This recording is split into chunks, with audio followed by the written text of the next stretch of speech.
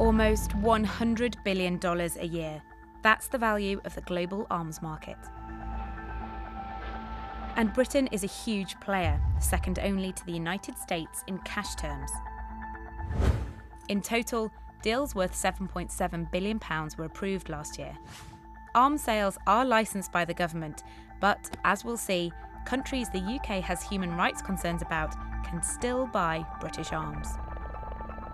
So who is buying? Well, some big contracts in the last decade include helicopters to Norway and South Korea and fighter jets to Oman and India. But one region buys big. Last year, 2/3 of all UK defence orders were from the Middle East, with Saudi Arabia the UK's most valuable client. In the last few years, the UK has delivered to Saudi Typhoon jet fighters and thousands of missiles and laser-guided bombs. And contracts for more hardware have been approved. MPs are upset now because Saudi Arabia is engaged in a conflict in Yemen and they are worried British arms are being used. Saudi is also on the list of countries the British Foreign Office thinks are of human rights concern.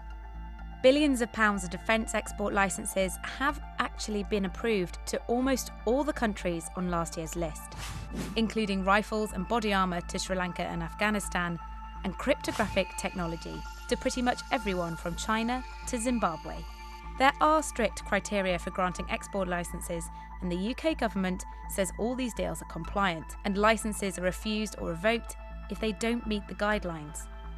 Britain is a major player in a trade that involves many countries in a complex web. The world's biggest exporter is the USA. It shipped arms to 61 different countries last year, while India and Saudi are the world's biggest buyers in a growing global industry.